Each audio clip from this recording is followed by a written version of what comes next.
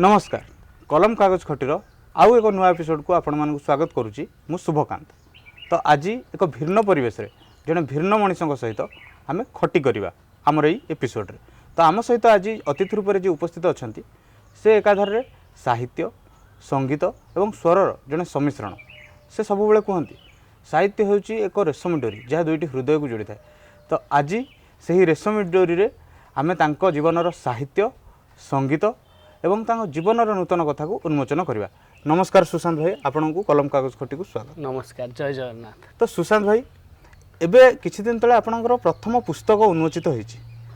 पुस्तकटर नाम उत्तर प्रेमिका। एपरि नामकरण पछर रहस्य कौन? उत्तर प्रेमिका हूँ प्रत्येक पुरुषंकर से गोटे हूँ उत्तर अंश। कौटी ना कौटी गोटे पुरुष को मेघ पर से ग्रासिकी थाए उत्तर प्रेमिका। तार चाली तार बोली तार ठाणी मु जेते दूर पारिछि चेष्टा करछि से बहिटी रे रखिया पाई, किंतु कृतकार्य होई पारिनी। हुए तो ता विषय लिखिथिले मु आहुरी 10-12 खंड बही लिखि पारंदी उत्तर प्रेमिका, किंतु से सबू मिछ कथा। केवल कथारे कही हुए, लिखि हुएनी, जहाँ को वर्णना करा जाई पारेनी। कहार कांद को दुख को बंशी स्वर को जेपरी कवितारे उकुटई हुएनी, ठीक से भली उत्तर प्रेमिका को भल भाव देखे हुए। मुझे जतकिंती चेष्टा करी से बहीटी रखापी उत्तर प्रेमिकार प्रकृत रूपटी को देखु पाठक मैंने केते दूर भावुंट कि ना ये आमर उत्तर प्रेमिका बोली। अच्छा, ये जो उत्तर प्रेमिका कथा कहले ता पूर्व मु गोटे कथा कहीदेवा चाहिए दर्शक मानू जे भाई आमर शास्त्रीय संगीत प्रेमी भाई संगीत रे स्नातकोत्तर करछंती। तो तबे संगीत आउ कविता ये जो ट्रांसफॉर्मेशन या विषय आप कौन कहे? समस्त को लगे कि संगीत एवं साहित्य दीटा गोटे जो मुद्रा दीटा पार्श्व भली दीटा अंगांगी भाव जड़ित, किंतु मु जेते दूर साधना करी जानी मते लगे स्वर्ग और नर्कर पार्थक्य। रीति साहित्य जिते बड़े ओडिसी संगीत गा जाए, ओडिसी संगीत गुड़ा सब रीति साहित्य कवि मानकर लेखा सब गा जाए। प्रायतः 1500 रु 1900 ख्रीष्टाब्द भीतर सबुजाक कवि। तो सेतेबेले साहित्य खाली गीतटे पारंपरिक ओडिसी संगीत गाइला बेले साहित्य को बुझी हुए, किंतु जेतेबेले मु उड्र पद्धतीय संगीत गान करे तो उड्र पद्धतीय संगीत रे आमको अनेक किछि जिनिस देखिबा को पड़े। बेले बेले भाषा सेठी गौण हो जाए, आलाप तार सुर ये सब को ध्यान देवा पड़े। तमें जदि हिंदुस्तानी संगीत देखिबो, हिंदुस्तानी संगीत रे टोटाली भाषा हूँ गौण। सेठी मुख्यतः सरगम तान आलाप को बेसी फोकस करा जाए। जे जते भल आलाप कला भल तान कला सेटा तार पराकाष्ठा बोली देखा जाए। भाव थाए, भाव तो सबुथिरे थाए, भाव कौन चित्र न थाए, भाव चित्र भी थाए। किंतु गोटे कथा हूँ कि जेतेबेले शास्त्रीय आधार रे संगीत गान करवा एवं साहित्य को बुझ दुईटाक मो पाई अलग अलग जिनिस। दुईटा रास्ता, दुईटी रास्ता, केबे गोटे रास्ता नुह। अर्थात आपण कह कथा जे साहित्य और कविता दुईटे अंगांगी भाव जड़ित हेले भी किंतु आपण संगीत साहित्य और संगीत अंगांगी भाव जड़ित हेले भी जेहेतु मु शास्त्रीय धारार जने गायक, तेणु मते मु सदाळे भाषा एवं साहित्य को से उहे रखी मते परिवेषण करने को पड़े। तेरे आपड़ किस समय आगे कहते हैं हिंदुस्तानी संगीत ओड्र पद्धतीय संगीत, आपड़ ओड्र पद्धतीय संगीत गाँती। तो ये ओड्र पद्धतीय संगीत गोटे किसी धाड़ी शुणे कि तार गोटे उदाहरण देखिए बुझे पारे कि ओड्र पद्धतीय संगीत मोर गुरुजी पद्मकेशरी पंडित दामोदर होता तांको द्वारा गोटे नूतन भाव प्रचलित होता धारा ओडिशा रे हूँ ओड्र पद्धतीय संगीत। नूतन नुह किंतु जे पारंपरिक को बहन करुचे, जेपरिक गोटे गीत पारंपरिक स्वरटीए ताकू गुरुजी आमर अर्नामेंटेसन करिछन, विभिन्न शास्त्र खोजी सेथुरु राग ताल एवं आनी ताकू एते सुंदर मार्ग रे सजिछन। स्वर को स्वर देहरे हाथ मारि नाहंती। जेमिति तमे देखिबो नुआ नटपटली समस्त गाउछन्ती, पालाकार संकीर्तनिया माने समस्त नुआ नटपटली एमती गाई देबे, किंतु गुरुजी देखो सेही स्वर किंतु अर्नामेंटेसन हेइथिबो केमिति। म आपन सुनौछि नुआ नट पटली मुकुट हे नहीं कि ଶ୍ରୀଅଙ୍ଗ ସୁଖ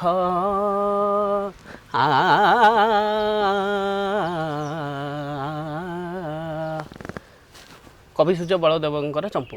ଦେଖନ୍ତୁ ନୂଆ ନଟପଟାଳି ପାଲାକାରମାନେ ଗାଇଲା ବେଳେ ଅତି ସିମ୍ପୁଲ୍ କରିକି ଗାଇବେ। ନୂଆ ନଟପଟାଳି ମୁକୁଟ, ଅତି ସୁନ୍ଦର ସୁନ୍ଦର ଲାଗିବ ସେଇଟା। କିନ୍ତୁ ଶାସ୍ତ୍ରୀୟ ଆଧାରରେ ଗାଇବାକୁ ହେଲେ ଆମକୁ ଏମିତି ଅର୍ଣ୍ଣାମେଣ୍ଟେସନ୍ କରିକି ଗାଇବାକୁ ପଡ଼େ, ଯେଉଁଟାକି ଗୁରୁଜୀ ଆମର ଅନେକ ଗୀତର ସେମିତି କରିଛନ୍ତି ଏବଂ କିନ୍ତୁ ସ୍ୱରକୁ ବଜାୟ ରଖି କରିଛନ୍ତି ଏବଂ ସେଥିରେ ଆମକୁ ଆଳାପ ତାନ ସବୁ କରିକି ଗାଇବାକୁ ପଡ଼େ ଉଡ୍ର ପଦ୍ଧତି ସଙ୍ଗୀତରେ। ଏବଂ ଭାଷା ଏବଂ ତା'ର ଭାବ ଏବଂ ସରଗମ ଆଳାପ ତାନ ସବୁ ଯାହା ଶାସ୍ତ୍ରୀୟ ପଦ୍ଧତି ସବୁ ସମାନ ତାର ଗତିରେ ଯାଏ। ଦୁଇଟି ଜିନିଷ ହିନ୍ଦୁସ୍ତାନୀ ଭଳି ଭାଷା ଗୌଣ ନୁହେଁ ଉଡ୍ର ପଦ୍ଧତି ସଙ୍ଗୀତରେ, ଭାଷାକୁ ମଧ୍ୟ ପ୍ରାଧାନ୍ୟ ଦିଆଯାଏ। ବହୁତ ଚମତ୍କାର ଭାବରେ ଆପଣ ବୁଝେଇଲେ। ତେବେ ବର୍ତ୍ତମାନ ଯଦି ମୁଁ ଲକ୍ଷ୍ୟ କରିବି, ଆପଣ ଯେମିତି କହିଲେ ଆପଣ ଶାସ୍ତ୍ରୀୟ ସଙ୍ଗୀତ ଆଉ ବହୁତ ସୁନ୍ଦର ଭାବରେ ବୁଝେଇଲେ, କିନ୍ତୁ ଆପଣଙ୍କ କବିତା ବହିଟିକୁ ଦେଖିବା ଯଦି ସେଥିରେ ପ୍ରେମ ରହିଲା, ତ ଅନେକ ସମୟରେ ଆମେ ଭାବୁଛେ ଶାସ୍ତ୍ରୀୟ ସଙ୍ଗୀତକୁ ଭଲ ପାଉଥିବା ଲୋକଟେ ବା ଶାସ୍ତ୍ରୀୟ ସଙ୍ଗୀତ ଜାଣିଥିବା ଲୋକଟେ ଗୋଟେ ଶାସ୍ତ୍ର ସମ୍ବନ୍ଧୀୟ ପୁସ୍ତକଟେ ଲେଖିବ କି କୌଣସି ଐତିହ୍ୟକୁ ନେଇକି ପୁସ୍ତକଟେ ଲେଖିବ, କିନ୍ତୁ ପ୍ରେମକୁ ନେଇକି ପୁସ୍ତକ ଲେଖିବାର ଏଇ ଯେଉଁ ହଠାତ୍ ଏଇ ଚିନ୍ତାଧାରା କେମିତି ଆସିଲା? ଦେଖନ୍ତୁ ହଠାତ୍ ମୋର ସେମିତି କିଛି ଘଟିନି। ଗୋଟେ ପୌଢ଼ ବ୍ୟକ୍ତିକି ପଚାରିବା ଯେ ତୁମ ନିଶ କେତେବେଳେ ଉଠିଲା, ଯାହା ମୋତେ ଗୋଟେ ଲେଖାଲେଖି କରୁଥିବା ଲୋକଟାକୁ ପଚାରିବା କି ତୁମେ କେବେଠୁ ଲେଖା ଆରମ୍ଭ କଲ, ସେଇଆ ମୋର ହୁଏତ ହୋଇପାରେ। ମୁଁ ପିଲାବେଳୁ ବାରମ୍ବାର ଦୁଇ ଜଣଙ୍କ ନାଁ ମୋ କାନରେ ସଦାବେଳେ ପଡ଼େ। ଜଣେ ହେଉଛନ୍ତି ଉତ୍କଳଘଣ୍ଟ ଯଦୁମଣି ମହାପାତ୍ର, ଇଟାମାଟି। ତାଙ୍କ ଘର ମୋ ଘରଠାରୁ ପ୍ରାୟ 8-10 କିଲୋମିଟର ଦୂରରେ। ଆଉ ଜଣେ ମୋର ପଡ଼ୋଶୀ ବିଶ୍ୱନାଥ ଚମ୍ପତି, ଅତି ଦରିଦ୍ରତା ଭିତରେ 7-8 ଖଣ୍ଡରୁ ମାତ୍ର 6-7 ଖଣ୍ଡ ବହି ତାଙ୍କର ଇଏ ହେଇଥିବ। ଆଉ 4-5 ଖଣ୍ଡ ମଧ୍ୟ ଏବେ ମଧ୍ୟ ଅଛନ୍ତି। ଗରିବତା ଦୃଷ୍ଟିରୁ ତାକୁ ଛପା ଯାଇପାରିନି। ତୁମେ ଭଞ୍ଜଙ୍କର ବୈଦେଶୀ ବିଳାସ, ଉତ୍କଳଘଣ୍ଟଙ୍କର ରାଘବ ବିଳାସ, ତାଙ୍କରି ହେଉଛି ଦାଶରଥୀ ବିଳାସ। ସମସ୍କନ୍ଦ ଉନ୍ନତ ନ କହି ଯାଇପାରେ, କିନ୍ତୁ ସମସ୍କନ୍ଦ ପଢ଼ିଲେ ଯେଉଁମାନେ ପଢ଼ନ୍ତି, ଯେଉଁମାନେ ଜ୍ଞାନୀ ଗୁଣୀ ଜାଣନ୍ତି ସାହିତ୍ୟିକମାନେ ଦାଶରଥୀ ବିଳାସର ପଢ଼ିକି ଅତି ବିମତ ଆନନ୍ଦ। କିନ୍ତୁ ଦୁର୍ଭାଗ୍ୟ ତାଙ୍କର ମାତ୍ର 4 ଖଣ୍ଡରୁ ଗୋଟିଏ ଖଣ୍ଡ ମାତ୍ର ପବ୍ଲିଶ ହେଇଛି। ଆଉ 4-5 ଖଣ୍ଡ ଆମେ ଚେଷ୍ଟା କରୁଛୁ କରିବା ପାଇଁ। ଦେଖାଯାଉ ଆର୍ଥିକ ସ୍ୱଚ୍ଛଳ ଯେବେ ହେବୁ ସେବେ କରିବୁ ତାଙ୍କର। ଆଉ ଜଣେ ରହିଲେ ଯଦୁମଣି ମହାପାତ୍ର, ତାଙ୍କ ନାଁ ମଧ୍ୟ ମୋ କାନରେ ସଦାବେଳେ ପଡ଼େ। ଦେଖନ୍ତୁ ସମସ୍ତେ ଦରିଦ୍ରତା ସମସ୍ତେ ଇଏକୁ ନେଇକି ବଞ୍ଚିକି କବିଟିଏ ତିଆରି ହୁଏ। ଉତ୍କଳ ଟାନେରୀ ନ ପଡ଼ିଲେ କବି ମନ ଉତ୍କଳ ଟାନେରୀ ପୋଡ଼ିଦିଏ। ପୁଅକୁ ଛାଡ଼ିକି ଆସିକି ନିଆଁ ଲିଭାଏ କବି, କୁଷ୍ଠ ହେଇକି ଯାଇକି ମେଡ଼ିକାଲ ବରଣ୍ଡାରେ ବସେ କବି ପ୍ରେମିକାକୁ ହରେଇକି କୋଟି ବ୍ରହ୍ମାଣ୍ଡ ସୁନ୍ଦରୀ ଲାବଣ୍ୟବତୀ ତିଆରି କରେ। ତେଣୁ କବିର ମନ କଥା କହିବା ଭାରି କଷ୍ଟ, ଭାରି ଦୁଃଖ। ତାକୁ ଯେଉଁମାନେ ପଢ଼ନ୍ତି ସେମାନେ ବି ସେଥିରେ ମୋହ ହେଇଯାଆନ୍ତି।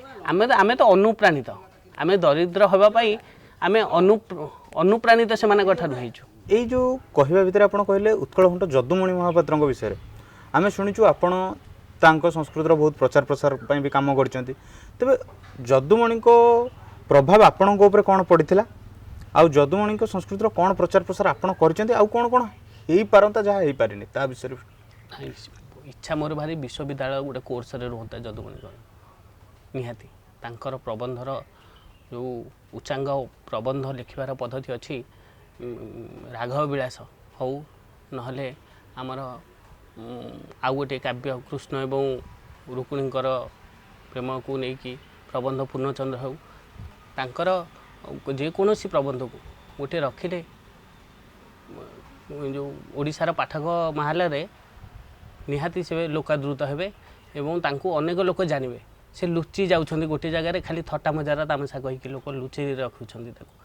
ସେ ଦେଖନ୍ତୁ ଆପଣ କେତେ କ୍ଷୋଭ ତାଙ୍କର ଥିଲା ରାଜାଙ୍କୁ ଯେତେବେଳେ କହୁଥିଲେ ମୋତେ ଟାଙ୍ଗରା ଭୂଇଁଟେ ଦେଇଛନ୍ତି, ଏଠି ନଡ଼ିଆ ବାଡ଼େଇଲେ ଇଏ ହେବ, ଚାହିଁ ଗଲା ବରସେ ଛାମୁ ଯାହା ଦେଲେ ହରସେ। ତ ଏସବୁ କ୍ଷୋଭରେ ସେ କହିଛନ୍ତି। ସେ ଦରିଦ୍ରତା ଭିତରେ ବୁଡ଼ିକି ଥିଲେ। କାହାର ରାଜାଙ୍କର ପାଖ ନିକଟତର ହେଇଯିବା ଅର୍ଥ ନୁହଁ ଧନୀ ହେଇଯିବା ଗୋଟେ ବଡ଼ ଉଚ୍ଚ କୋଟିର ମଣିଷଟେ କେବଳ ରାଜାଙ୍କର ନିକଟତର ହୁଏ। କବି ସଦାବେଳେ ଦରିଦ୍ର, ଯେତେ ପୃଷ୍ଠପୋଷକତା ଦେଲେ ତାକୁ ପାଏ ନାହିଁ। ବୁଝିପାରୁଛନ୍ତି? କବି ମନ ସଦାବେଳେ ଛଟପଟ ସଦାବେଳେ ଗୋଟେ ଅସନ୍ତୁଳିତ ହୃଦୟକୁ ନେଇକି କବିଟିଏ ସଦାବେଳେ ସେ ତ ମୋତେ ଯଦୁମଣି ସେଇଥିପାଇଁ ବେଶୀ ପ୍ରଭାବ ପକାଇଛନ୍ତି ନିହାତି ଯଦୁମଣି ଏବଂ ବାଣୀ ଗୌରବ ବିଶ୍ୱନାଥ ଚମ୍ପତି। ତ ଏ ଯେମିତି ଆପଣ କହିଲେ ସେ ଦୁଇଜଣ ଆପଣଙ୍କର ବହୁତ ନମସ୍ୟ। ତ ଆପଣଙ୍କ ଅଞ୍ଚଳ ଆମେ ଯଦି ଦେଖିବା ନୟାଗଡ଼ ବି ଗୋଟେ ଐତିହ୍ୟ ଆଉ ସଂସ୍କୃତିର ଅଞ୍ଚଳ, ତାର ଓଡ଼ିଶାର କଳା ସଂସ୍କୃତିକୁ ଗୋଟେ ବହୁତ ବଡ଼ ଅବଦାନ ରହିଛି। ଆପଣଙ୍କ ଆଞ୍ଚଳିକ କଳା ସଂସ୍କୃତିକୁ ଆପଣଙ୍କ ପିଲାବେଳେ ଆପଣ କିପରି ଦେଖୁଥିଲେ, ଆପଣଙ୍କ ଉପରେ ତାର ପ୍ରଭାବ କ'ଣ ପଡ଼ିଥିଲା, ଆଉ ବର୍ତ୍ତମାନ ସମୟରେ ତାର କ'ଣ ଆବଶ୍ୟକତା ରହିଛି ବା ସେ ବର୍ତ୍ତମାନ କେଉଁ ସ୍ତରରେ ଅଛି? ମଣିଷଟିଏ ଜନ୍ମ ନେଇକି ଯେତେବେଳେ ପଦାର୍ପଣ କରେ ତା ମୁଣ୍ଡରେ କିଛି ନଥାଏ, ଶୁଣିଥାଏ। ଧୀରେ ଧୀରେ ସେ ଶିଖେ, ଚାଲିବା ଶିଖେ, ପଡ଼େ ଉଠେ, ଚାଲିବା ଶିଖେ, କଥା କହିବା ଶିଖେ। କିନ୍ତୁ ଛୋଟବେଳେ ଗୋଟେ ଗୋଟେ ଛୋଟ ଛୋଟ ଜିନିଷ ମନ ଭିତରେ ଲାଖିଯାଏ। ଯେଉଁ ଲାଖିଥିବା ଜିନିଷଟା ସେଇଟା ଲାଖିକି ଥାଏ ବୁଢ଼ା ହେଲା ପର୍ଯ୍ୟନ୍ତ, ବୃଦ୍ଧ ହେଲା ପର୍ଯ୍ୟନ୍ତ। ତ ମୋର ପିଲାବେଳୁ ସେମିତି କିଛି କିଛି ଜିନିଷ ଯେଉଁଟାକି ମନ ଭିତରକୁ ବାରମ୍ବାର ଆଘାତ ଦେଇଥିଲା, ଆଘାତ ନୁହଁ ଆସିଥିଲା। ରାମନୀଳାଟେ ହେବା, ସେଥିରୁ ଗୋଟେ ଖଣ୍ଡେ ଗୀତ, କୌଣସି ଡ୍ରାମା ହେବା, ସେଥିରେ ଡ୍ରାମାରେ ସଂଳାପ। ତ ମୁଁ ସଦାବେଳେ ଦେଖେ ସୃଷ୍ଟିକର୍ତ୍ତାର ହୃଦୟ କେମିତି, ସେ କେମିତି ଲେଖେ, କେତେ ସୃଜନଶୀଳତା ତା ଦେହରେ ଭରି ରହିଛି। ହଠାତ୍ ଏମିତି ନିର୍ଦ୍ଦେଶନା ଦେଲାବେଳେ ହଠାତ୍ ତାଙ୍କ ମନକୁ ଏସବୁ ଆସୁଛି କେମିତି, ସେ ସେଇଠି ଠିଆ ହେଇଥାନ୍ତା, ସେ ଏଇଠି ଠିଆ ହେଇଥାନ୍ତା, ତୁ ଏମିତି କହ ସେମିତି କହ। ସେସବୁ ଜିନିଷ ମୋ ମନ ଭିତରେ ଭାରି ଛାପ ପକାଏ। ତ ସେଇଥିପାଇଁ ତ ପିଲାବେଳୁ ମୁଁ ଦେଖି ଆସିଛି ରାମନୀଳା, କୃଷ୍ଣନୀଳା, ଆଉ ଆମ ଗାଁରେ ସବୁ ବିଭିନ୍ନ ପ୍ରକାର ସାମାଜିକ କାଳ୍ପନିକ ସବୁ ନାଟକ ସବୁ ଦେଖିକି ମୋର ସାହିତ୍ୟ ପ୍ରତି ଅନୁରାଗ ହୁଏତ ବଢ଼ିଥାଇପାରେ। କିନ୍ତୁ ତାପରେ ସିଲାବସ୍ ଯେମିତିକି ଆମର ପଢ଼ା ବହିରୁ ମଧ୍ୟ ସାହିତ୍ୟିକମାନଙ୍କୁ ମୁଁ ଖୋଜିକି ପାଇଛି, ବୁଝିପାରୁଛନ୍ତି। ସାହିତ୍ୟ ଅନୁରାଗୀ ହେଇଛି। ସାହିତ୍ୟକୁ ମୁଁ ପଢ଼େ ବେଶୀ, ଲେଖେ କମ୍, ଲେଖିବା ମୋର ବହୁତ କମ୍। ଲେଖିବା ଅପେକ୍ଷା ମୁଁ ବଡ଼ ପାଠକଟିଏ। ଫାଷ୍ଟ କଥା ଏଇଠି ଆପଣ ଯେଉଁ କହିଲେ ଯେ ଗୋଟେ ପାଠକ ହେବାଟା ବେଶୀ ଜରୁରୀ, ଗୋଟେ ଲେଖକ ବା ଗୋଟେ ସଙ୍ଗୀତଜ୍ଞ ହେବା ପାଇଁ ହେଲେ ବି ପାଠକଟିଏ ହେବା ଜରୁରୀ। ନିହାତି ଭାବରେ ପାଠକଟିଏ ହେବା ଦରକାର, ଭଲ ପାଠକଟିଏ ହେବା ଦରକାର, ଭଲ ପାଠକ ହେବା ଦରକାର। ସବୁ ପାଠକ ସମାନ ନୁହନ୍ତି। ଆପଣ ଯେଉଁ ଗୋଟେ ଦୃଷ୍ଟିରେ ଯାହାକୁ ଦେଖିବେ, ଯେଉଁ ଗପଟାକୁ ଶ୍ରେଷ୍ଠ ଭାବିବେ, ସେ ଗପଟାକୁ ମୁଁ ଶ୍ରେଷ୍ଠ ବୋଲି ଭାବିବି। ମାନେ ଅନେକ ସମୟରେ ପ୍ରକାଶକମାନେ କ'ଣ କରନ୍ତି, ଗୋଟେ କବିକି ନେଇକି ତା'ର ଶ୍ରେଷ୍ଠ ଗଳ୍ପ, ଶ୍ରେଷ୍ଠ କବିତା ବହିଟେ ଦିଅନ୍ତି। କିନ୍ତୁ ସେ କବିକି ପଚାର ତାକୁ କେଉଁଟା ଶ୍ରେଷ୍ଠ ଲାଗୁଛି। କେଉଁ କବିତା ଲେଖିଲା ବେଳେ ତା ହୃଦୟ ବେଶୀ ତରଳିଛି, କେଉଁ କବିତା ତାକୁ ବେଶୀ ଆନ୍ଦୋଳିତ କରିଛି। କବିକି ଆନ୍ଦୋଳନ କରୁଥିବା କବିତା ଏବଂ ପାଠକକୁ ଆନ୍ଦୋଳିତ କରୁଥିବା କବିତା ଭିତରେ ଅନେକ ପାର୍ଥକ୍ୟ ଥାଏ। ପାଠକ ମିଛଟାରେ ଖାଲି ଶ୍ରେଷ୍ଠ ଗଳ୍ପ, ଶ୍ରେଷ୍ଠ କବିତା କୁହେ, କିନ୍ତୁ ପ୍ରକୃତରେ କବି ହିଁ ଜାଣେ ତା'ର ସୃଷ୍ଟିକି, କବି ହିଁ ବୁଝେ। ଆପଣ ଏଇ ଯେଉଁ କଥା ହେବା ଭିତରେ ବହୁତ କିଛି ଆମେ ଗୋଟିଏ ଜିନିଷ ମୁଁ ଲକ୍ଷ୍ୟ କରିଥିଲି ଯେ ଯଦି ଦେଖିବା ଆମେ କବିମାନେ ମୁଖ୍ୟତଃ ଦାରିଦ୍ର୍ୟତା ଭିତରେ ଜୀବନଯାପନ କରନ୍ତି। ବର୍ତ୍ତମାନ ସମୟରେ କବି କୁହନ୍ତୁ ବା ସଙ୍ଗୀତଜ୍ଞ କୁହନ୍ତୁ, ଏଇଥିରେ କ'ଣ ଜଣେ ଆର୍ଥିକ ସ୍ୱଚ୍ଛଳ ହୋଇପାରିବ? ବର୍ତ୍ତମାନ ପରିସ୍ଥିତିରେ ତ ନୁହେଁ। ଜଣେ ମେଫାରରେ ଜଣେ ଲେଖିକା ଯେଉଁ ଲେଖିଲେ କବିତା ଆଦିବାସୀ ଅଞ୍ଚଳର ଗୋଟେ ଦରିଦ୍ର ଲୋକ ଉପରେ, ସେ କେମିତି ଚୁଲି ଜାଳୁଛି, କେମିତି ଜଙ୍ଗଲକୁ ଯାଉଛି, ଗଛ ଆଣୁଛି, କାଠ ଆଣୁଛି। ସେ ଗୋଟେ ପିନ୍ଧିକି ଆସେ 35,000 ସାଲୱାର, ବାଳ ଷ୍ଟ୍ରେଟନିଂ କରିବାକୁ ମିନିମମ୍ 7,000 8,000। ମୁଁ କହିଲି ତୁମେ ସେଥିରୁ ଅଧା ଦିଅ, ସେ ଗୋଟେ ପାନ ଦୋକାନଟେ ଦଇକି ବସୁ, ତା ଲାଇଫ୍ ସୁଧୁରିଯିବ। ଖାଲି କବିତା ପଢ଼ିକି କ'ଣ ଏଥିରୁ ପାଉଛ ତମେ? ତେଣୁ କବି ସଦାବେଳେ ଭୁକ୍ତଭୋଗୀ ହେବା ଦରକାର। ଦେଖନ୍ତୁ ଉତ୍କଳ ଚ୍ୟାନେଲ ପଡ଼ି ଦେଲେ ସେ ଭୁକ୍ତଭୋଗୀ। ସେ ଯେଉଁ ଗୋପବନ୍ଧୁ ଦାସ ଛୁଆକୁ ଜ୍ୱର, ତାକୁ ଛାଡ଼ିକି ଆସିକି ବାହାରେ ଆସିକି ନିଆଁ ଲିଭଉଥିଲେ, ନିଆଁ ପୋଡ଼ି ହୋଇଥିଲା ଯେତେବେଳେ, ଆପଣ ଶୁଣିଥିବେ ସେ ଘଟଣା। କବି ସେଭଳି ହେବା ଦରକାର, ବୁଝିପାରୁଛନ୍ତି। ଆପଣ ଯେଉଁ ସମୟରେ ଯୁବପିଢ଼ିମାନେ ଚାକିରି ପଛରେ ଧାଉଁଛନ୍ତି, ଗୋଟେ ରୋଜଗାରର ପନ୍ଥା ବାଛୁଛନ୍ତି, ଆପଣ ସେଇ ଟାଇମ୍ରେ ଯେଉଁ ଶାସ୍ତ୍ରୀୟ ସଙ୍ଗୀତକୁ ବାଛିଛନ୍ତି, ଏଇଟା କ'ଣ ଆପଣଙ୍କ ପରିବାର ପ୍ରତିପୋଷଣ ପାଇଁ ସକ୍ଷମ ଆପଣଙ୍କୁ କରିଛି? ପରିବାର ପ୍ରତିପୋଷଣ ସେ ଅଲଗା କଥା। ପରିବାର ପ୍ରତିପୋଷଣ କେଉଁ ବାଟରେ ହେଲେ ହେଇଯିବେ। ସେଇଥିପାଇଁ ମୁଁ ସବୁ ଜଗା ଉପରେ ଛାଡ଼ି ଦେଇଛି। ଆଉ କହୁଛନ୍ତି ଶାସ୍ତ୍ରୀୟ ସଙ୍ଗୀତ, ଏସବୁ ମୋର ଗୁଣ। ଏସବୁକୁ ମୁଁ ଜୋର ଜବରଦସ୍ତି କୁଣ୍ଢେଇକି ଆୟତ କରିନି। ଏସବୁ ମୋର ଗୁଣ, ମୋ ପ୍ରକୃତି, ବୁଝିପାରୁଛନ୍ତି। ତେଣୁ ତା ସହିତ ଆକୁ ତୁଳନା କରିବା କିମ୍ବା କିଏ କାହା ଦ୍ୱାରା ହେଉଥାଏ, ସେସବୁ କିଛି ନଥାଏ। ଦେଖନ୍ତୁ ବୃତ୍ତି ଗୋଟେ ସଂସାର ନିଜର ବୃତ୍ତି ଗୋଟେ ସଂସାର ଗୋଟିଏ ଆଉ ଏଇ ସାହିତ୍ୟ ସଙ୍ଗୀତ ଜିନିଷ ଗୋଟେ ଏ ତିନିଟା ଧାରା ତୁମେ ଗୋଟେ ଯଦି ତୁମର ଆଫେକ୍ଟ ହେବ ଅନ୍ୟ ଉପରେ ନିହାତି ପାଖରେ କିଞ୍ଚିତ ପ୍ରଭାବ ପଡ଼େ କିନ୍ତୁ ମଣିଷ ଗୁଣ ଛାଡ଼େନି। ଯେମିତି କହିବି ମାଗୁଣୀର ଶଗଡ଼ ବସ୍ ଚାଲିଲା ବୋଲି ସେ ଶଗଡ଼ ଚଲେଇବା ଛାଡ଼ିନି। ଗୋଟେ ସୁରେନ୍ଦ୍ର ମହାନ୍ତିଙ୍କର ଗୋଟେ ଥିଲା ଢୋଲ ବଜାଇବା, ତା ପୁଅଟି ଅଫିସର ହେଇଯାଇଛି, ବାପା ରୁଗ୍ନଗ୍ରସ୍ତ ହେଇଛି କି ବାପା ଢୋଲ ବଜାଇବା ମନା କରିଛି ବାପାକୁ ଢୋଲ ବଜାଇବାକୁ। ଯେତେବେଳେ ବାହାରେ ଜଣେ ଆସିକି ବେତାଳରେ ବଜାଉଛି ଢୋଲ, ଏ ଦୌଡ଼ି ଯାଇକି ପୁଣି ଧରିକି ପିଟୁଛି। ଏଇଟା ତାର ରକ୍ତଗତ ଗୁଣ, ତାର ପ୍ରକୃତି, କବିର ପ୍ରକୃତି। କବି କେବେ ହେଲେ କାହାକୁ ଜୋର ଜବରଦସ୍ତି ଆୟତ୍ତ କରେନି। ଏଇଟା ମୋତେ ଲାଗେ ମୋର ପିଲାବେଳୁ ଗୁଣ କି ଏଇଭଳି ସଙ୍ଗୀତ ଆଉ ସାହିତ୍ୟ ମୋର ପିଲାବେଳୁ ଗୋଟେ ମୁଁ ଖୋଜିକି ତାକୁ ପାଇନି କିମ୍ବା କିଏ ମୋତେ ଦେଇନାହାନ୍ତି କି ମୁଁ ତାକୁ କେଉଁଠୁ କିଣି ଆଣିନି କି ଗୋଟେଇ ଆଣିନି। ତ ଏଇଭଳି କଥାଟିଏ। ଏଥିରେ କ'ଣ ଘର ଚଳେଇବା ସମ୍ଭବ? ମୋର ପ୍ରଶ୍ନ ସେତେବେଳେ ବି ଯାଇଥିଲା। ୟାକୁ ମାନେ ଏଇଟା ଆପଣ ନିଶା କରିପାରିବେ କିନ୍ତୁ ୟାକୁ ପେଶା କରିଲେ କ'ଣ ଘର ଚଳେଇବା? ମୁଁ କରିଛି ତ ପେଶା, ଘର ଚଳୁଛି ବି ଯାହା ଯେ ଯତ୍କିଞ୍ଚିତ ଅର୍ଥ ଉପାର୍ଜନ ହୋଇପାରୁଛି ଯାହା କରୁଛି, କିନ୍ତୁ ଆତ୍ମତୃପ୍ତିରେ ଭରି ରହିଛି ମୁଁ ଆଉ ସେଇଟା ହିଁ ସବୁ ମଣିଷର କାମ୍ୟ, ଆତ୍ମତୃପ୍ତି।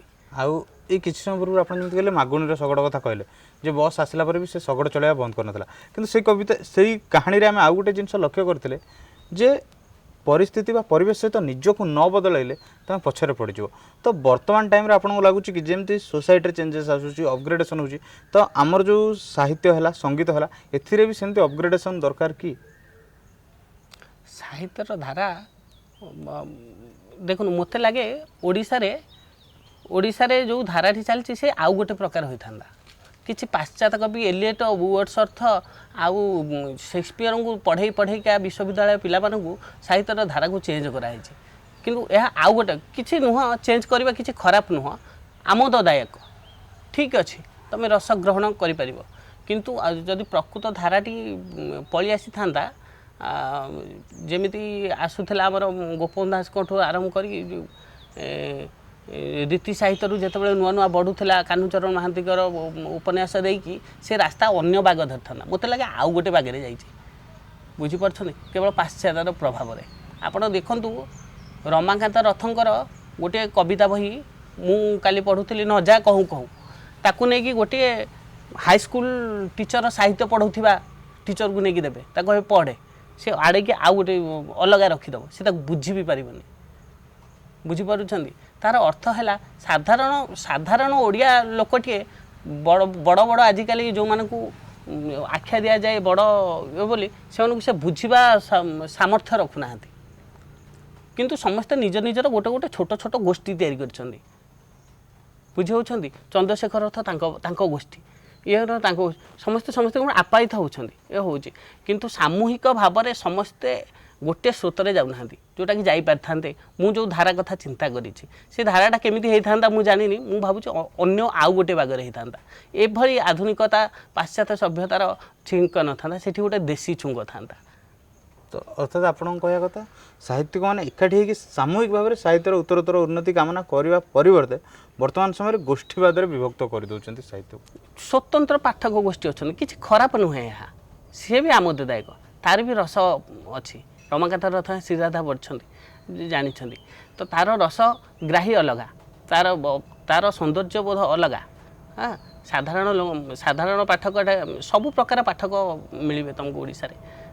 ଓଡ଼ିଶାର ସାହିତ୍ୟ ବହୁତ, ସଂସ୍କୃତ ସାହିତ୍ୟ ପରେ ମୋତେ ଲାଗେ ସବୁଠୁ ଯଦି ବଳିଷ୍ଠ ସାହିତ୍ୟ ହେଉଛି ଓଡ଼ିଆ ସାହିତ୍ୟ। ଦେଖନ୍ତୁ କେତେ ଭାଷା, ଆଜି ପୂର୍ଣ୍ଣଚନ୍ଦ୍ର ଭାଷାକୋଷ ଖୋଜିବେ 20ଟା ଶବ୍ଦ ନେବେ, 20ଟା ଶବ୍ଦରୁ ଦେଖିବେ ଆପଣ ୟୁଜ୍ କରୁଥିବେ ଦୈନନ୍ଦିନ ଜୀବନରେ ମାତ୍ର ଗୋଟିଏ କିମ୍ବା ଦୁଇଟି, ଯେକୌଣସି ପୃଷ୍ଠ ଆଡ଼େ 20ଟା ଶବ୍ଦ ନେଇଯାବେ, ଗୋଟିଏ କିମ୍ବା ଦୁଇଟି ଶବ୍ଦ କରୁଥିଲେ ନହେଲେ ନାହିଁ। ମାନେ ଏତେ ଭାଷା ଆମର କ୍ଷୀଣ ହୋଇଗଲାଣି, କେତେ ଭାଷା ଆମର ଲୋପ ପାଇଗଲାଣି। ଏହା ସବୁ ପାଶ୍ଚାତ୍ୟର ଫଳ। ଆମର ଆଧୁନିକ କବିତାରେ ସେସବୁ ଭାଷା ଲୋକ ଜାଣନ୍ତି ନାହିଁ। ଭାବ ଅଛି, ଅର୍ଥ ଅଛି, ସେଇ ଉନ୍ନାଦନା ଅଛି, କିନ୍ତୁ ଭାଷାଟା ନଷ୍ଟ ହେଉଛି ଆଧୁନିକତା ଯୋଗୁଁ। ନିଶ୍ଚିତ ଭାବରେ ଆପଣଙ୍କ କହିବା କଥା ଯେ ଅପଗ୍ରେଡେସନ୍ ଜରୁରୀ, କିନ୍ତୁ ଆଧୁନିକତାରେ ଭାଷାର ବଳି ପଡ଼ୁଛି, ନିହାତି ଭାଷା ବଳି ପଡ଼ୁଛି। ଅତି ସାଧାରଣ ଭାଷାରେ ଆଧୁନିକ କବିତା ଲେଖାଯାଉଛି, ସେଥିରେ ବଳିଷ୍ଠ ଭାଷା ନାହିଁ। ଯେଉଁ ଚେତନାକୁ ଭାଷାଟିଏ ବହନ କରେ ସେ ଚେତନାକୁ ବହନ କରିକି ଆସିନାହିଁ କରିବା କଥା। ଯେଉଁ ଓଡ଼ିଆ ଚେତନାଟିକୁ ଭାଷା ବହନ କରି ଆସିବା କଥା ସେ ଚେତନା ବର୍ତ୍ତମାନ ଭାଷାରେ ନାହିଁ। ମୁଁ ସେଥିପାଇଁ କହିଲି ଆଉ ଗୋଟିଏ ଧାରା ଦେଇକି ସାହିତ୍ୟ ଯାଇଛି, କିନ୍ତୁ ପ୍ରକୃତ ଧାରା ସେୟା ହୋଇନଥାନ୍ତା। ପ୍ରକୃତ ଧାରା କେମିତି ହୋଇଥାନ୍ତା ତାହା ବି ମୋତେ ଅଛପା ଅଜଣା। ଆଚ୍ଛା, ନିଶ୍ଚିତ ଭାବରେ ଆପଣ କହିଲେ ଯେ ପ୍ରକୃତ ଧାରା ଭିନ୍ନ ହେବା ଆବଶ୍ୟକତା ରହିଛି। ତେବେ ଏତେ ସବୁ ଚର୍ଚ୍ଚା ଭିତରେ ଏବେ ଟିକେ ମାହୋଲକୁ ହାଲକା କରିବା। ଆମେ ଜାଣିଛୁ ଆପଣ ସଙ୍ଗୀତଜ୍ଞ, ଶାସ୍ତ୍ରୀୟ ସଙ୍ଗୀତ ପ୍ରତି ମଧ୍ୟ ଆପଣ ରୁଚି ରହିଛି, ଆପଣ କାମ ବି କରନ୍ତି। ତ ଆପଣ ଚମ୍ପୁ ବୋଲି ଗୋଟେ ଜାଣିଥିବେ ଶାସ୍ତ୍ରୀୟ ସଙ୍ଗୀତର ଧାରା ଅଛି, ତ ଗୋଟେ ଚମ୍ପୁ ଆପଣ ଗାଇକି ଶୁଣେଇବେ। ଚମ୍ପୁ ତ ମୁଁ ଗାଇଥିଲି ଏବେ, ଚମ୍ପୁ। ଆଜ୍ଞା, ଆଉ ଗୋଟେ ଚମ୍ପୁ ଗାଇକି ଶୁଣେଇବେ। ଚମ୍ପୁ ହେଉଛି ଗୋଟେ ଗଦ୍ୟାଂଶ ଭଳି। ଆଗରୁ ସଂସ୍କୃତ ଶ୍ଲୋକ ତାପରେ ଗୋଟିଏ ପ୍ରବନ୍ଧଟିଏ ଗାନ କରାଉଥିଲା। ସିଏ ବି ରାଗ ତାଳରେ ନିବଦ୍ଧ, ବଳିଷ୍ଠ ବଳିଷ୍ଠ ଓଡ଼ିଶୀ ପ୍ରବନ୍ଧ ଭଳି ଚମ୍ପୁର ପ୍ରବନ୍ଧ ଗୁଡ଼ିକ ମଧ୍ୟ ବଳିଷ୍ଠ। ସେଥିରେ ଆଳାପ ତାନ ସବୁ କରାଯାଏ। ଚମ୍ପୁ ପ୍ରାୟତଃ ବେଶୀ ଆଦୃତ ହୋଇଛି ବଳଦେବ ରଥଙ୍କର କିଶୋର ଚନ୍ଦ୍ରାନନ୍ଦ ଚମ୍ପୁ, ରତ୍ନାକର ଚମ୍ପୁ କାଁ ଭା ଲୋକ ଗାଆନ୍ତି। ଏବଂ ଅନ୍ୟ କବିମାନେ ସମସ୍ତଙ୍କର ଚମ୍ପୁ ଅଛି, କିନ୍ତୁ ପ୍ରଚଳିତ ଏତେ ନୁହଁ। କିନ୍ତୁ ବଳଦେବ ରଥଙ୍କର କିଶୋର ଚନ୍ଦ୍ରାନନ୍ଦ 34ଟାଙ୍କ ଗୀତ ଅତି ପରିଚିତ ଓଡ଼ିଶାରେ। ଆମେମାନେ ସବୁ ସେଥିରୁ ଗାଉ। କ'ଣଟେ ଗାଇକି ଶୁଣିବି?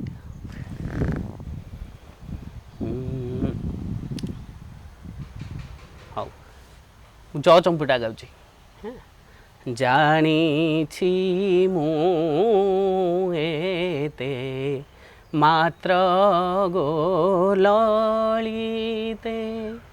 ଯାହା ଇଚ୍ଛା ତୋର ତାହା କର।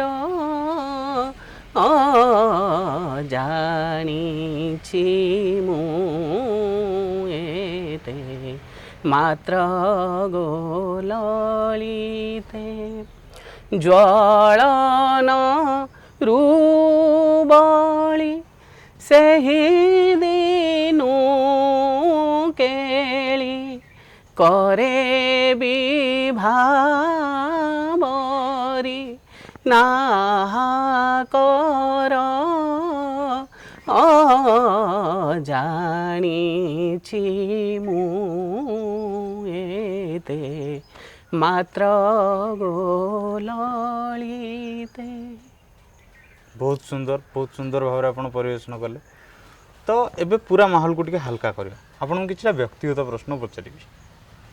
ଆମେ ଜାଣିଛୁ ଭାଇ ଆପଣ ବିବାହିତ, ତେବେ ଆପଣଙ୍କର ବିବାହ ଯେଉଁ ହେଇଥିଲା ପ୍ରେମ ବିବାହ ନା ଘର ଲୋକ? ପ୍ରେମ ବିବାହ ମୋର।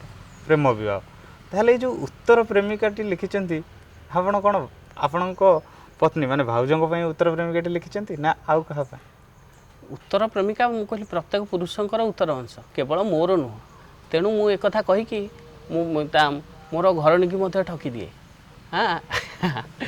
ତ ଘରଣୀ ପ୍ରତି ପ୍ରେମ ନାହିଁ, ସେଥିରେ ପ୍ରେମ ସ୍ନେହ ସହାନୁଭୂତି ଘରଣୀ ପ୍ରତି ମଧ୍ୟ ସବୁ ଅଛି। କିନ୍ତୁ ସମସ୍ତଙ୍କ ମନରେ ଆଉ ଗୋଟେ ଉତ୍ତର ପ୍ରେମିକାଟିଏ ଥାଏ କି ମୋର ଏଇଭଳିଆ ହେଇଥାନ୍ତା। ଯେମିତି ଘନ କୁହୁଡ଼ି ଛାଇଥିବ, ଗୋଟିଏ ଗଛଟିଏ ମଝିରୁ ଅଳ୍ପ ଝାପ୍ସା ଦିଶୁଥିବ ଦିଶୁନଥିବ ବିସ୍ତୀର୍ଣ୍ଣ ପ୍ରାନ୍ତରରେ, ଠିକ୍ ସେମିତି ଉତ୍ତର ପ୍ରେମିକା। ସେ ଦିଶେ ଲିଭିଯାଏ, ପୁଣି ଦିଶେ ପୁଣି ଲିଭେ। ଯେମିତି ତୁଠ ପଥରର ଅଳତାର ଦାଗ ଲାଗିଥାଏ ଲିଭୁଥାଏ, ବାରମ୍ବାର ଲାଗି ଲିଭୁଥାଏ, ଠିକ୍ ସେମିତି ଉତ୍ତର ପ୍ରେମିକା ମନରେ ଲାଗିଥାଏ, ଲିଭି ଯାଉଥାଏ, ପୁଣି ବାରମ୍ବାର ଲାଗି ଲିଭୁଥାଏ। ଅର୍ଥାତ୍ ଆପଣ ଯେଉଁ କହିଲେ ବାରମ୍ବାର ଲିଭୁଥାଏ ଲାଗୁଥାଏ, ତେବେ ଆପଣଙ୍କ କହିବା କଥା ଆପଣଙ୍କ ଘରଣୀ ଆପଣଙ୍କ ଉତ୍ତର ପ୍ରେମିକା ନୁହନ୍ତି? ସେ ବି ଦିନେ ଉତ୍ତର ପ୍ରେମିକା ଥିଲା, ତା ଭିତରେ ବି ଉତ୍ତର ପ୍ରେମିକାକୁ ଦେଖି ହେବ ସେମିତି କିଛି ନାହିଁ। ଘରଣୀ ଉତ୍ତର ପ୍ରେମିକା ନା, ଘରଣୀ କ'ଣ ଉତ୍ତର ପ୍ରେମିକା କେବେ ହେଇପାରେ? ଘରଣୀ ସଂସାର ହେଇପାରେ, ସଦାବେଳେ ଦେହରେ ଲାଗି ରହିଲେ ଘଷି ହେଇକି ରହିଲା, ସେ କ'ଣ ଉତ୍ତର ପ୍ରେମିକା? ଉତ୍ତର ପ୍ରେମିକା ଗୋଟେ କାଳ୍ପନିକ ଜିନିଷ। ଉତ୍ତର ପ୍ରେମିକା ଏଇ ଆଖପାଖରେ ଘରେ ତାଜା ଉପରେ ଆଲମିରା ଭିତରେ କି କେଉଁ ବହି ଥାକରେ ଖୋଜିଲେ ସେ ମିଳିବନି। ସେ ଗୋଟେ କାଳ୍ପନିକ ଜିନିଷ, ସେ ଗୋଟେ ଧୂଆଁ ଜିନିଷ। ଆପଣ ଯେଉଁ ଉତ୍ତର ପ୍ରେମିକାଟି କହିଲେ ଏ କଥାଟି ଭାଉଜ ବି ଦେଖିବେ, ଆପଣ ଯେଉଁ ଉତ୍ତର ଦେଇଛନ୍ତି, ତେଣୁ ଭାବିଚିନ୍ତି କି ଦେଇଥିବେ ନିହାତି। ତେବେ ଆପଣ ସେ ଉତ୍ତର ପ୍ରେମିକା ବହିରୁ ଗୋଟିଏ କବିତା ଆମକୁ ଶୁଣେଇ ପାରିବେ କି? ହଁ ନିହାତି, କାହିଁକି ନୁହେଁ। ଉତ୍ତର ପ୍ରେମିକାରୁ ଗୋଟିଏ କବିତା, ଯଦି ତୁମେ ଆସ। ଯଦି ତୁମେ ଆସ ଥୋଇ ଦେଇ ପାଉଡ଼ର ଡବା ଓ ଜଞ୍ଜାଳ, ଯଦି ତୁମେ ଆସ ଥୋଇ ଦେଇ ପାଉଡ଼ର ଡବା ଓ ଜଞ୍ଜାଳ, ଛାଡ଼ି ଦେଇ ଘର ଓ ସଂସାର, ଭୁଲି ଯାଇ ପାପ ପୁଣ୍ୟ କାରବାର। ମାନସୀଙ୍କ ପ୍ରେମିକାଠୁ ଆଣିବି କଙ୍କଣ, ପିନ୍ଧିବ ଦୀପଟ, କାଖେ କୁମ୍ଭ ଥୋଇ ଲେଉଟି ଚାହିଁଲେ ମୁଁ ହେବି କବିଙ୍କ ସମ୍ରାଟ। ପ୍ରତିମା ନାୟକ ପରି ଯଦି ପିନ୍ଧିଥାଅ ପୋଷାକ ଖାକିର, ପିନ୍ଧିବାକୁ ଦେବି ପାଟ ଶାଢ଼ୀ ଆଉ ମଥାରେ ସିନ୍ଦୁର। ଲାବଣ୍ୟବତୀ ପରି ମେଘ ଖଣ୍ଡେ ଚାହିଁବାର ନାହିଁ, ପରିଚାର ପରିଥିବି ତୁମେ ଥିବ ପଲଙ୍କରେ ଶୋଇ। ଯାଜ୍ଞସେନୀ ପରି ଯଜ୍ଞ ନଥିବ ଜୀବନେ, ସମ୍ମାନ ବି ଥିବ ଚାଲୁଥିବ ବାଟ ସ୍ୱାଭିମାନେ। ବଞ୍ଚିଥିବି ଚନ୍ଦ୍ରମାର ଚୁଡ଼ି ହୋଇ ତୁମରି ହାତରେ, ବଞ୍ଚିଥିବି ଚନ୍ଦ୍ରମାର ଚୁଡ଼ି ହୋଇ ତୁମରି ହାତରେ, ଯଦି କେବେ ମୃତ୍ୟୁ ଆସେ ଅକାଳେ ସକାଳେ। ଏଭଳି ମୋର କବିତା, ଏଇଟା ଉତ୍ତର ପ୍ରେମିକାର ଗୋଟିଏ। ବହୁତ ସୁନ୍ଦର କବିତା। ତେବେ ଏଇ ଯେଉଁ କବିତା କଥା ଅନେକ ଲୋକ ବୋଧେ ଆପଣଙ୍କର ଯେହେତୁ ପ୍ରଥମ କବିତା ପୁସ୍ତକ ବାହାରିଲା ଜାଣିନଥିବା କଥା ଯେ ଆପଣ ଭଲ ଗଳ୍ପ ବି ଲେଖନ୍ତି। ତ ଆପଣ ଗାଳ୍ପିକ କବି ମାନେ ଗଳ୍ପ ଆଉ କବିତା ଏଇ ଦୁଇଟା ଯାକ ଆପଣ କିପରି ଦେଖନ୍ତି? ଭିନ୍ନ ଦୃଷ୍ଟିରେ ଦେଖନ୍ତି ନା ଦୁଇଟା ଯାକ ସମାନ ଦେଖନ୍ତି? ଯେତେବେଳେ କବିଟିଏ ଗୋଟିଏ ଆୟାମରେ ଗୋଟିଏ ସ୍ତର, କବିତାର ଗୋଟିଏ ସ୍ତର ଅଛି, କବି ମନର ଗୋଟିଏ ସ୍ତର ଅଛି, ସେ ସ୍ତରରେ ସେ ପହଞ୍ଚି ସେ ଗଳ୍ପ ଲେଖୁ କିମ୍ବା କବିତା ଲେଖୁ ସେଥିରେ କିଛି ଯାଏ ଆସେ ନାହିଁ। କିନ୍ତୁ ସେ ସ୍ତରଟିକୁ ପହଞ୍ଚିବା ପାଇଁ ହେଲେ ତାକୁ ପ୍ରଥମେ ଗୋଟିଏ କାଗଜ ଲୋଡ଼ା, ଗୋଟିଏ କଲମ ଲୋଡ଼ା, ଗୋଟିଏ ଅନୁଭବ ଲୋଡ଼ା, ଜୀବନ ସାରା ସାଉଁଟିଥିବା ସ୍ମୃତି ଗୁଡ଼ାକ ସବୁ ଲୋଡ଼ା। ଲୋଡ଼ା ତା'ର ଦୁଃଖ, ଲୋଡ଼ା ତା'ର ନିଷ୍ପାପ ଶିଶୁର ହସ, ଲୋଡ଼ା ତା'ର କାହା ମାଆର ମୃତ୍ୟୁରେ ବିଭୋର, ମାଆର ମୃତ୍ୟୁରେ ମ୍ରିୟମାଣ ପୁଅର ଦୃଷ୍ଟି, ପ୍ରେମିକ ଛାଡ଼ି ଯିବାର ବିରହ, ଯୁଦ୍ଧ, ଏସବୁ ତା'ର ଲୋଡ଼ା। ଆଉ ଖଣ୍ଡେ କାଗଜ, ଆଉ ଖଣ୍ଡେ କଲମ ଲୋଡ଼ା। ସେ ସ୍ତରକୁ ଗଲା ପରେ ସେ ଗଳ୍ପ ଲେଖୁ, କବିତା ଲେଖୁ, ଉପନ୍ୟାସ ଲେଖୁ, ସେଥିରେ କିଛି ଯାଏ ଆସ ନଥାଏ। କିନ୍ତୁ ସେ ସ୍ତରରେ ପହଞ୍ଚିବା ପାଇଁ କବି ସଦାବେଳେ ଚେଷ୍ଟାରତ, ସଦାବେଳେ ସେ ଅନବରତ ଚେଷ୍ଟା କରି ଚାଲିଥାଏ।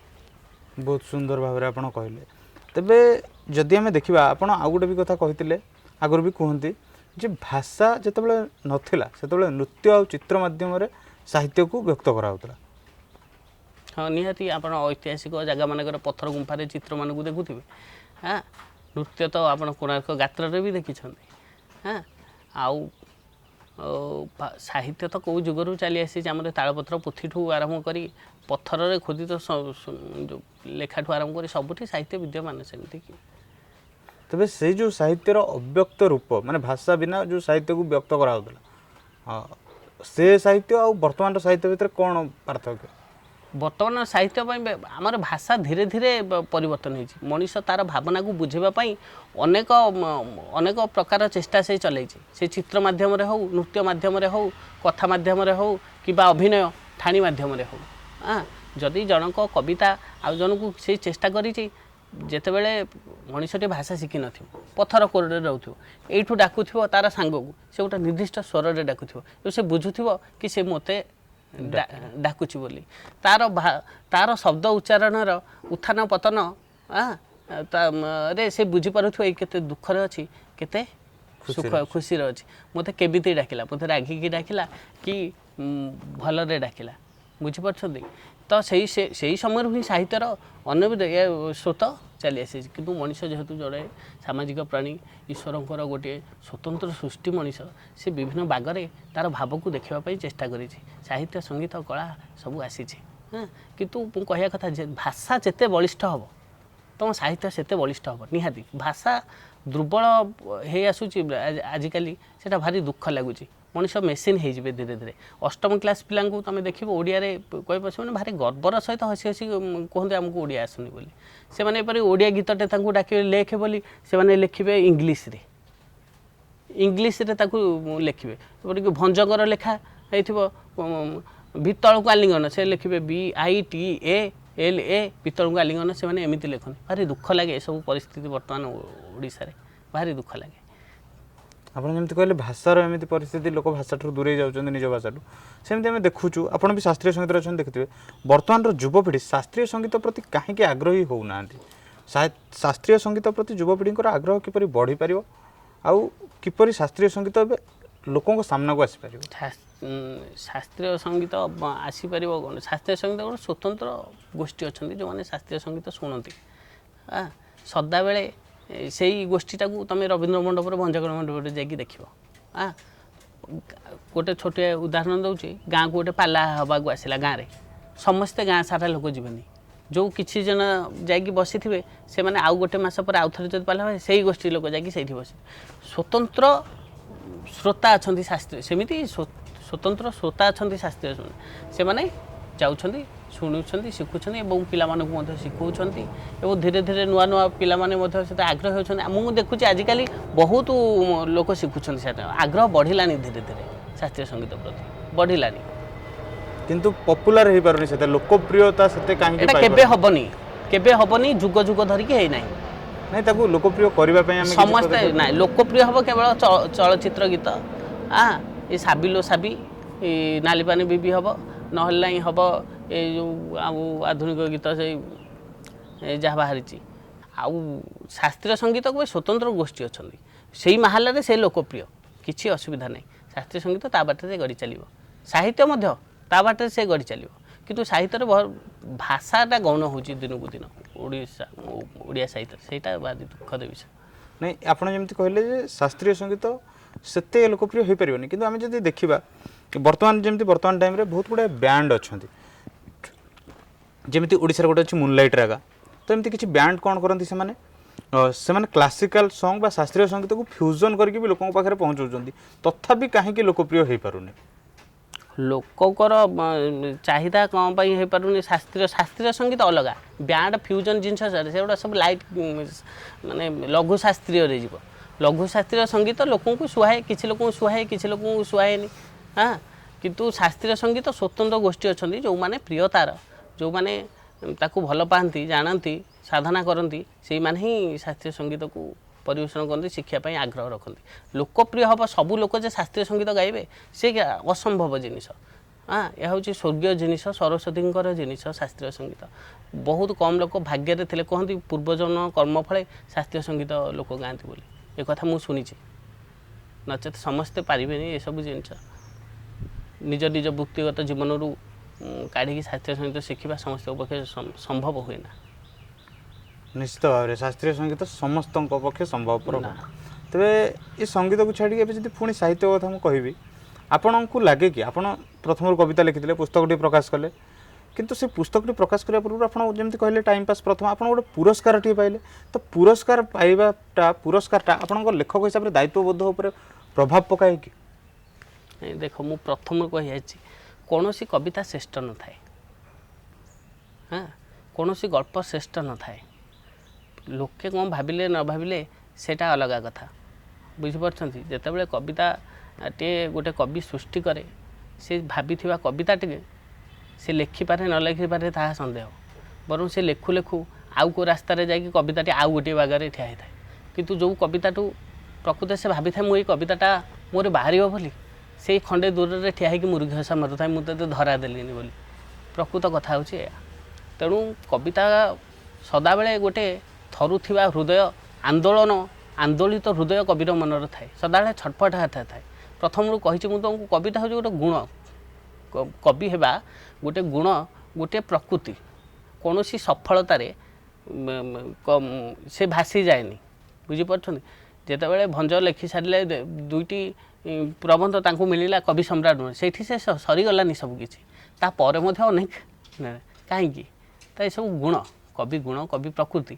ତା ବୋଲି ନୁହଁ କି ତୁମକୁ ଗୋଟେ ସଫଳତା ମିଳିଗଲା, ଗୋଟେ ଭଲ କବିତାଟେ ବାହାରିଲା, ମୁଁ ଗୋଡ଼ ହାତ ଧରିକି ବସି ପଡ଼ିବି। ତେବେ ଆପଣ ଯେମିତି ଏତେ କଥା କହିଲେ ସାହିତ୍ୟ, ଆପଣ ସବୁବେଳେ କୁହନ୍ତି ହୃଦୟକୁ ହୃଦୟ ସହିତ ଯୋଡ଼ୁଥିବା ରେଶମୀ ଡୋରି ହେଉଛି ସାହିତ୍ୟ।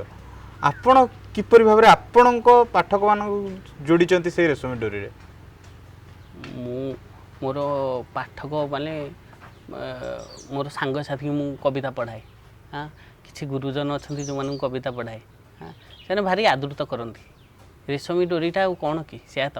ସେମାନେ ଯେତେବେଳେ ପଢ଼ନ୍ତି ମୋତେ ଲାଗେ, ଯେତେବେଳେ ଆସି ପ୍ରଶଂସା କରନ୍ତି ମୋତେ ଲାଗେ ମୋ ଜୀବନଟାକୁ ବୋଧେ ସେମାନେ ଦେଖିଲେ, ପ୍ରକୃତରେ ମୋତେ ବୁଝିଗଲେ, ମୋତେ ଜାଣିଗଲେ। ତ ମୋତେ ଭାରି ଆନନ୍ଦ ସେଇଥିପାଇଁ ଲାଗେ, ବୁଝିପାରୁଛନ୍ତି? ଯେତେବେଳେ ଲେଖକର ଲେଖାଟିଏ ଗୋଟିଏ ପାଠକ ପଢ଼େ, ସେତେବେଳେ ସେ ଲେଖାର ଚରିତ୍ର, ଲେଖାର ବିଷୟବସ୍ତୁକୁ ଭିନ୍ନ ହୋଇ ବେଳେବେଳେ ଲେଖକକୁ ବି ପଢ଼ିଦିଏ, ଲେଖକକୁ ସେ ବୁଝେ। ତେଣୁ ମୁଁ ସେଥିପାଇଁ ରେଶମୀ ଡୋରିଟିଏ କହିଲି। ଆପଣ ଏଇ ଯେଉଁ କହିଲେ ରେଶମୀ ଡୋରି କଥା ପଚାରିଲା ବେଳେ ଆପଣଙ୍କ ସାଙ୍ଗସାଥିମାନଙ୍କୁ ଶୁଣାନ୍ତି, ନିଜ ବନ୍ଧୁବାନ୍ଧବଙ୍କୁ ଶୁଣାନ୍ତି, ତ ସେମାନଙ୍କଠୁ ଆଦୃତି ମିଳେ। ତ ଆପଣଙ୍କ ପିଲାବେଳଠୁ ଆଜି ଯାଏଁ ଆପଣଙ୍କର ସେଇ ଯେଉଁ ସାଙ୍ଗସାଥି ବନ୍ଧୁବାନ୍ଧବ ସେମାନଙ୍କ ସହିତ ଆପଣଙ୍କ ଜୀବନଟା କେମିତି କଟିଛି, ମାନେ ପିଲାବେଳରୁ ଆଜି ଯାଏଁ କେମିତି କଟି ଆସିଛି? ବହୁତ ସୁନ୍ଦର ଭାବରେ। ଦେଖନ୍ତୁ, ମଣିଷ ଅନେକ ପ୍ରକାର ଚରିତ୍ର ଚାରିପାଖରେ ମଣିଷ ଧରିପାରେ। ସେମାନଙ୍କଠାରୁ ତ ଶିଖେ, ସେମାନଙ୍କଠାରୁ ଜାଣେ। ପ୍ରକୃତ ସାହିତ୍ୟ ଅନୁଭବରୁ ହିଁ ଆସେ। ତେଣୁ ଛୋଟବେଳୁ ଆଜି ଯାଏଁ ଆସିଥିବା ଲୋକମାନଙ୍କ ଭିତରେ 2-4 ଜଣ ଚରିତ୍ର ମୋର ବେଶୀ ମନେ ପଡ଼ନ୍ତି। ସେଥିଭିତରୁ ମୋ ଦାଦା ମଧ୍ୟ ଅନ୍ୟତମ। ସେ ଭାରି ସାହିତ୍ୟ ଅନୁରାଗୀ। ତାଙ୍କ ପାଖରେ ସବୁ ସାହିତ୍ୟ ବହିମାନ ଥାଏ। ତାକୁ ପଢ଼ିକି ମୁଁ ଭାରି ଆକୃଷ୍ଟ ହୁଏ। ଆଉ ଘର ଲୋକ ମଧ୍ୟ ବହୁତ ଆପ୍ରିସିଏଟ୍ କରନ୍ତି। କିଛି ସାଙ୍ଗସାଥି ଥାଆନ୍ତି ଯେଉଁମାନେ କୌତୂହଳବଶତଃ କବିତା ପଢ଼ନ୍ତି, ହସନ୍ତି, ତାତ୍ସଲ୍ୟ କରି ଟିକେ ହସନ୍ତି, ଜାଣନ୍ତି, କାରଣ ସେମାନଙ୍କ ସାହିତ୍ୟର ପ୍ରବେଶ ବହୁତ କମ୍ ଥାଏ। ସେମାନଙ୍କୁ ଦେଖିଲେ ବି ମୋତେ ଭାରି ଆନନ୍ଦ ଲାଗେ। ମୁଁ ସେମାନଙ୍କୁ ଜାଣି ଶୁଣିକି ପଢ଼ାଏ, ତ କବିତା ଗଳ୍ପ ତ ଏଇଭଳି।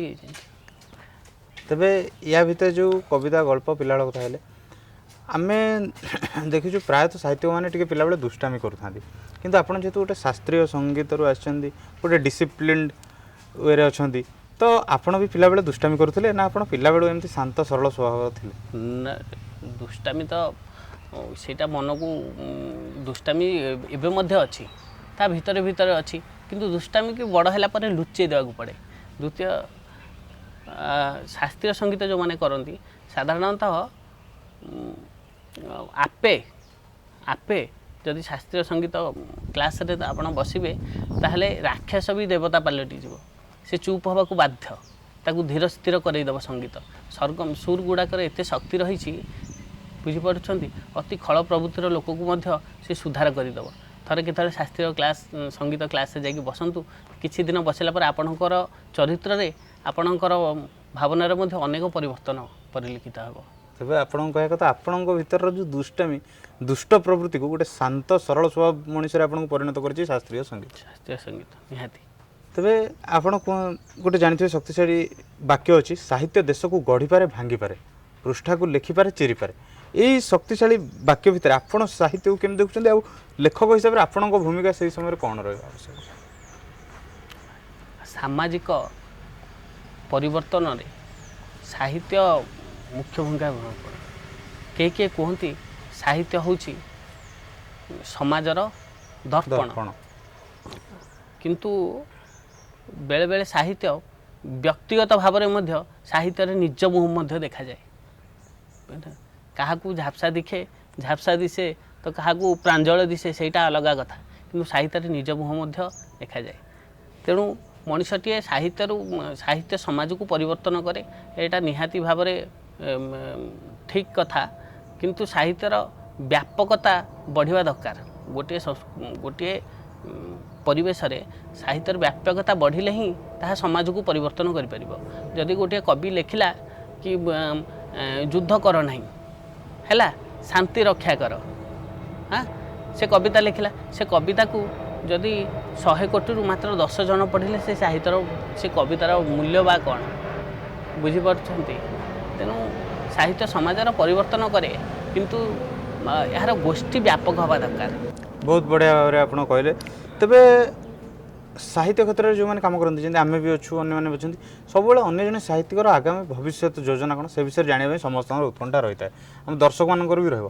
ଆଗକୁ ଆପଣଙ୍କର ସାହିତ୍ୟ କ୍ଷେତ୍ରରେ କ'ଣ ନୂଆ ନୂଆ ପ୍ରୋଜେକ୍ଟ ବା ନୂଆ ନୂଆ ପୁସ୍ତକ ଆସିବାକୁ ଯାଉଛି, ଏବଂ ତା ସହିତ ଆପଣ ସଙ୍ଗୀତ କ୍ଷେତ୍ରରେ ମଧ୍ୟ ଆଗକୁ କ'ଣ କ'ଣ କରିବାକୁ ଚାହୁଁଛନ୍ତି?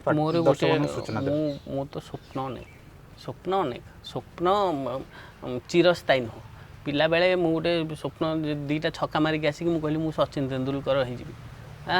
କେତେବେଳେ ଗୋଟେ ଚଳଚ୍ଚିତ୍ର ଦେଖିକି ଆସିକି ମୁଁ ଗୋଟେ ହିରୋ ହେବି।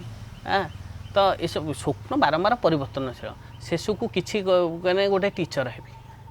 ଶେଷକୁ ବର୍ତ୍ତମାନ ପରିସ୍ଥିତି ଏପରିକି, କିନ୍ତୁ ଗୋଟିଏ ମନୋଭାବ ମୋ ପିଲାବେଳୁ ମୁଁ ଗୋଟେ କବିଟିଏ ହେବି ବୋଲି, ପିଲାବେଳୁ ମୋ ମନ ଭିତରେ ସେଇଟା ଲାଖିକି ଅଛି। ବର୍ତ୍ତମାନ ସୁଦ୍ଧା ଯେଉଁଟାକି ମୁଁ ହେଇପାରିଲି ନାହିଁ, ଯାହା ଲେଖିଥାନ୍ତି ତାହା ଲେଖିପାରିଲି ନାହିଁ। ଦେଖିବା ଆଗକୁ କ'ଣ ହେଉଛି।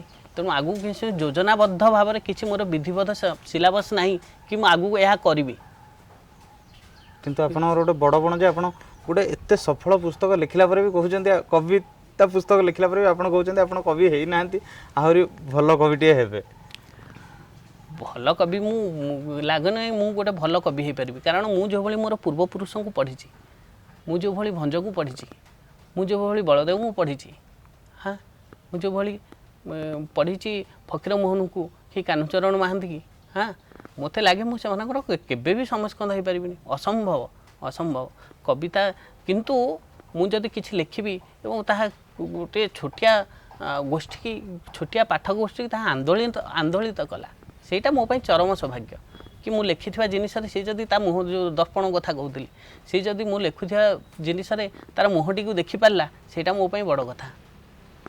ତେବେ ଅନେକ ଯୁବପିଢ଼ି ବର୍ତ୍ତମାନ ସାହିତ୍ୟ କ୍ଷେତ୍ରରେ ହେଉ କି ସଙ୍ଗୀତ କ୍ଷେତ୍ରରେ ହେଉ ଆଗକୁ ଆସିକି ନିଜର ଭବିଷ୍ୟତ ଗଢ଼ିବା ପାଇଁ ଚାହୁଁଛନ୍ତି, ଆଗକୁ ଆସୁଛନ୍ତି, ସେମାନଙ୍କୁ ଆପଣ କ'ଣ ଉପଦେଶ ଦେବେ? ସେମାନେ ପଢ଼ାପଢ଼ି କରନ୍ତୁ, ଯଦି ସଙ୍ଗୀତ କରୁଛନ୍ତି ସାଧନା କରନ୍ତୁ। ସଙ୍ଗୀତର ମୁଖ୍ୟ ହେଉଛି ସାଧନା। ସଙ୍ଗୀତକୁ ଗୋଟିଏ ନିତ୍ୟକର୍ମ ବୋଲି ଭାବିକି କରିବା ଦରକାର। ମୋ ଗୁରୁ କୁହନ୍ତି ସଙ୍ଗୀତକୁ ନିତ୍ୟକର୍ମ କରିବା ଦରକାର। ଯେପରି ବ୍ରସ୍ କରିବା, ଗାଧେଇବା, ସକାଳୁ ଉଠି ସେପରି ଅଧଘଣ୍ଟେ ସଙ୍ଗୀତ କରିବା। ଏପିସୋଡ଼ର ଲାଷ୍ଟ ପର୍ଯ୍ୟାୟ ଆଡ଼କୁ ଯିବା ପୂର୍ବରୁ ଆପଣଙ୍କୁ ଗୋଟେ ମଜାଳିଆ ପ୍ରଶ୍ନ ପଚାରିବି। ଯଦି ଭଗବାନ ଆପଣଙ୍କୁ ଆସିକି କହିବେ ସାହିତ୍ୟ ଆଉ ସଙ୍ଗୀତ ଭିତରୁ ଗୋଟିଏ ବାଛିବାକୁ, ଆପଣ କେଉଁଟାକୁ ବାଛିବେ? ପ୍ରକୃତ ମୁଁ ତ ବଜାରରେ ଭେଣ୍ଡି ବାଛି ପାରେନି, ଆଉ ସାହିତ୍ୟ ଆଉ ସଙ୍ଗୀତ ଭିତରୁ କେଉଁ ଦୁଇଟା ବାଛିବି? ମୁଁ ଏ ବଛା ବଛିରେ ଭାରି ଦୁର୍ବଳ। ବଛା ବଛି ମୋ ଦେଇ ହୁଏନି। ଦେଖନ୍ତୁ, କୃଷ୍ଣ ବଂଶୀ ବଜାଉଥିଲେ, ଗୀତା ଲେଖୁଥିଲେ, ଗଣେଶ ଗଣିତ କଷୁଥିଲେ, ଢୋଲ ବଜାଉଥିଲେ, ସରସ୍ୱତୀ ବୀଣା ବଜାଉଥିଲେ, କିନ୍ତୁ ବେଦ ସହିତ ତାଙ୍କର କେମିତି ସମ୍ପର୍କ? ହଁ, ତେଣୁ ସାହିତ୍ୟ ସଙ୍ଗୀତ ମଣିଷ ଭିତରେ, ସେ ସବୁ ମଣିଷଙ୍କ ଭିତରେ ରହେ। ଗୋଟିଏ ପାଠକଟେ ପଢ଼ିଲା ବେଳେ ଲେଖାଟିଏ ସେ ନିଜେ କବି ହେବାକୁ ପଡ଼େ, ଶୁଣିଲା ବେଳେ ଗୀତଟିଏ ସେ ନିଜେ ସଙ୍ଗୀତଜ୍ଞଟିଏ ହୁଏ। ମୋତେ ଲାଗେ ସମସ୍ତଙ୍କ ପାଖରେ ସାହିତ୍ୟ ସଙ୍ଗୀତ ସବୁ ଭରପୁର ଭାବରେ ରହିଛି, କିନ୍ତୁ ତାକୁ ସେଇ ସ୍ତରରୁ ଆସି ଆଉ ଗୋଟିଏ ସ୍ତରକୁ ଆସିକି ଲେଖିବା ଏବଂ ତାକୁ ସବୁ ପାଠକ ମହଲରେ ବିତରଣ କରିବାର ଯୋଗ୍ୟତା ବହୁତ କମ୍ ଲୋକଙ୍କ ପାଖରେ ଥାଏ। ଯେଉଁମାନଙ୍କୁ ତମେ ମାନେ ସାହିତ୍ୟିକ କୁହ କିମ୍ବା ସଙ୍ଗୀତଜ୍ଞ କୁହ, ମୋର ଚେଷ୍ଟା ଅବିରତ ଜାରି ରହିଛି ସେମାନଙ୍କ ଗୋଷ୍ଠୀରେ ରହିବା ପାଇଁ, କିନ୍ତୁ ପାରିବି ନ ପାରିବି ସେଇଟା ଅଲଗା କଥା। ତେବେ ଆଜି ଆମର ଏଇ ଅନନ୍ୟା ଡିଜିଟାଲର କଲମ କାଗଜ ଖଟିକୁ ଆସି ଆପଣଙ୍କୁ କେମିତି ଅନୁଭବ ହେଇଛି?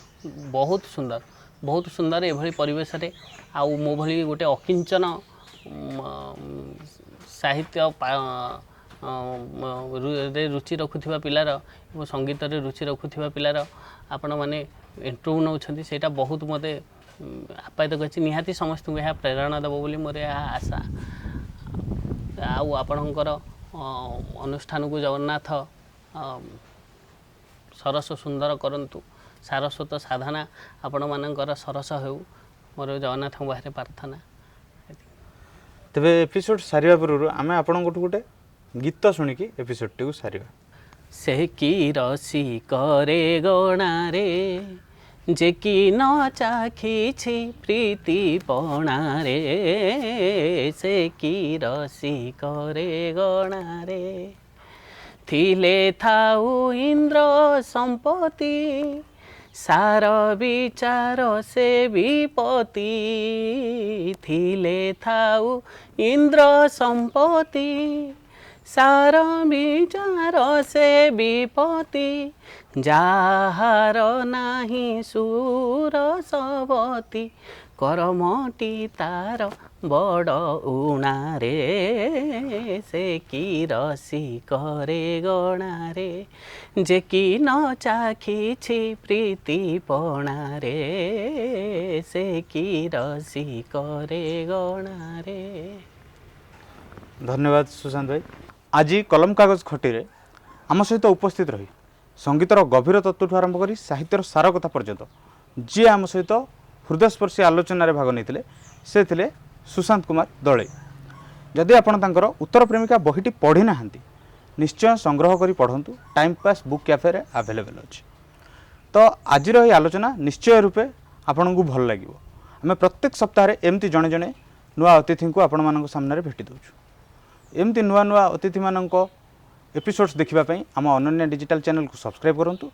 आउ ए वीडियो जदि आपको भल लगे वीडियो लाइक दिंतु, वीडियो को नहीं किसी सजेशन्स अच्छी फीडबैक अच्छी कमेंट बॉक्स में जनातु। आउ ए वीडियो को शेयर करी अन्य पाखे पहुँचातु।